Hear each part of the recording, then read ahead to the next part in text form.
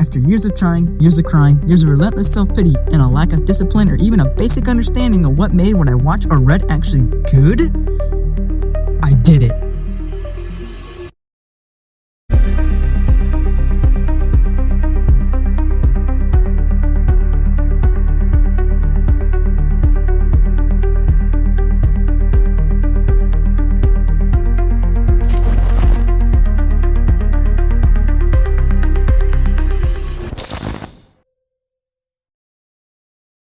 It started one fine summer morning while I was standing against the wall in my room because sitting is for losers, and I was watching a particularly intriguing What If video by the YouTube channel xkcd's What If, which I'll link alongside my aforementioned video.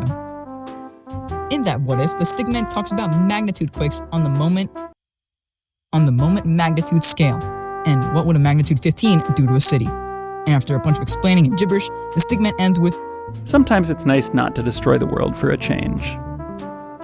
And I vehemently disagree. I'm telling you, right after finishing that video, I immediately began to think, what would a magnitude minus 230 quake do? And after going on my trusty ChatGPT, I got a magnitude quake minus 230 would completely leave behind real-world physics and step into reverse mathematics, quantum horror, and dimensional collapse. Yeah, it was a dumb question anyway. But then it says, would you like a short story concept based on this idea? It has huge potential for a cosmic horror sci-fi. AI gave me that idea. At that very moment, inspiration to write a cosmic horror story hit. What's the plot? I have no idea. Characters? Nameless victim will have to do. Stakes? Oh boy. That I know. By the end of this book, something on the scale of dimensional collapse will occur. And it will, but won't make sense. Does that make sense? Okay, fellow spidering writers, the craft which you one day hope to perfect seems simple at first, but let me tell you, it gets really complicated really quickly. But with AI, oh, never mind, they suck at writing. Well, I'm on my own, I guess. A masterpiece of such grandeur trapped in the confines of my mind. Oh, maybe that's why I can never write. You see, whenever I come up with an idea for a story, I'm always quick to block myself mentally with the thought, if I keep it in my brain, then it will have to stay there and I have no chance of messing it up. And it can keep being the greatest idea of all time. And that's just dumb, man. You have to get over that mental block, or you'll never become the writer you want to be. Suck at drawing? Just draw. Tired of being homeless? Pfft, just buy a house. And I know, that's not exactly the pinnacle advice, but really, that is how you improve, right? You suck at something, you don't do what is necessary to achieve that something, you won't achieve or get better at that something. And I'm not saying I'm better than you. I fall into this trap all the time, actually.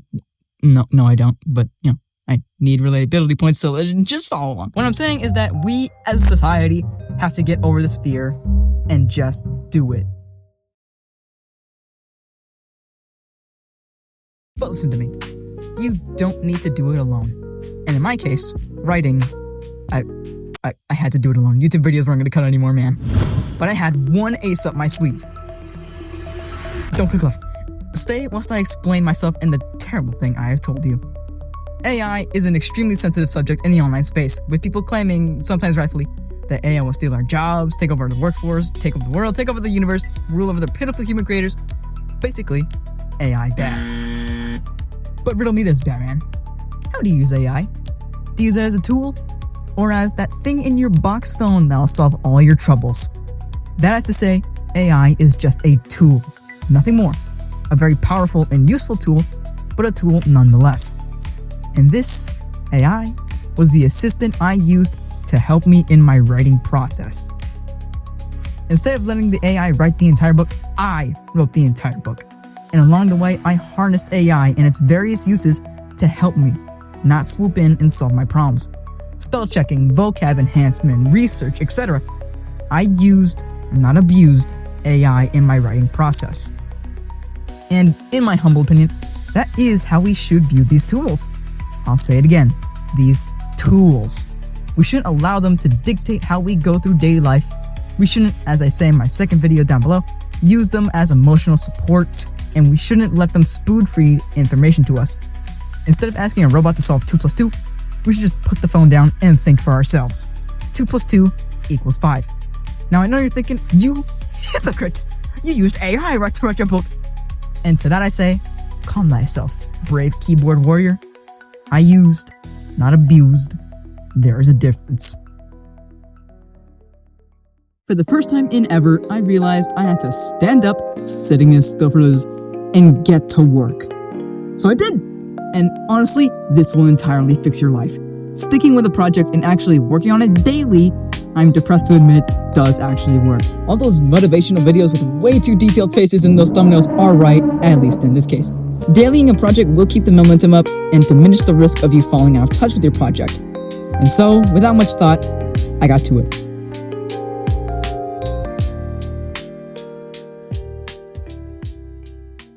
Day 1 was fairly simple. Just start. This day is where I came up with Dr. Ray Godfrey, the nameless victim from before, and at the time, I had planned for him to be the only character in the book. But this would be a very boring video if I just said Godfrey over like a billion times, I think. Day 2, I got down to brass tacks and utilized AI for the first time.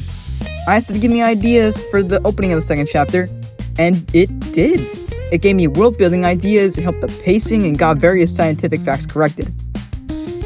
AI helped me through the entire writing process, and I'm not ashamed to admit that this book would have been way worse if I hadn't used it. Day 3 was actually the first day where I couldn't finish a chapter in only one day, and so I picked up where I left off with the introduction of 2 other characters, Gregory Ford, the heart and head of the ASA, and Elias Monroe, the chief scientist at the ASA. Possibly the most second-stressed character in the entire book, with Godfrey being the Severus Snape of Pulse. And in this chapter, we introduce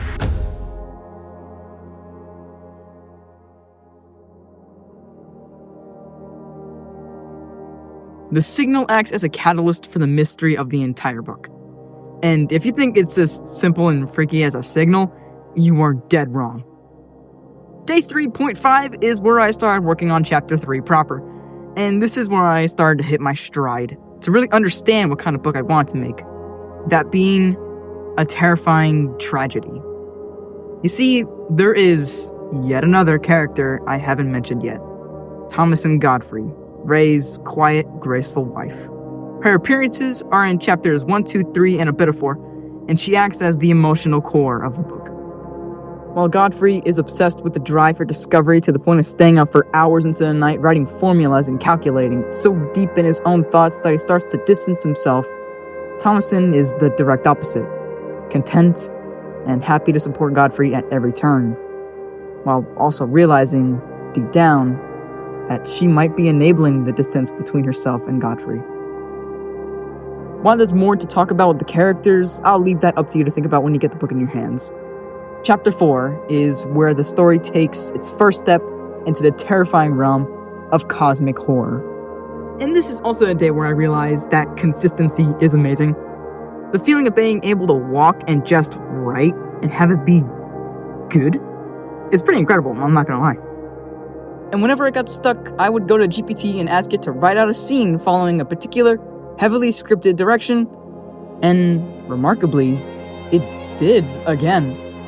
Obviously, I had to go in and edit whatever I wrote over and over, but still, GPT was writing on a caliber I hadn't expected from a language model. Day 5, Chapter 5. Day 6, Chapter 6. And finally, Day 7, Chapter 7. Now, I had always wanted a book where it starts slow and tame, and then it gets slightly darker. And then, by the end, it gets absolutely crushing and not safe for children. And I realized I finally had the skill to pull it off. At least I hope so. Over the 7 chapters, I paid attention to the level of darkness, chapter 1 being the lightest, and chapter 7, as I so intentionally wrote it as, crushing and bone-chilling. But eventually, after many rewrites, many proofreads, and many more rewrites, I had done it. I had a complete, polished novelette. 7 chapters, 15,000 words. it was done.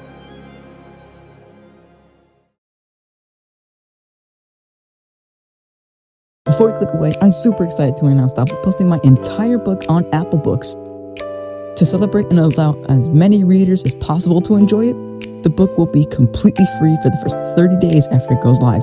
After that, it'll be available for $4.99. When is it getting published? Well, my dear friend, despite my confident voice here, I'm actually a total beginner at this. So, as a rough estimate, you can expect the book to be published and free to read about 2 weeks from now. If you love sci-fi, drama, and slow burn cosmic horror, please check out Pulse. I spent like 3 years working on this book. I swear to God.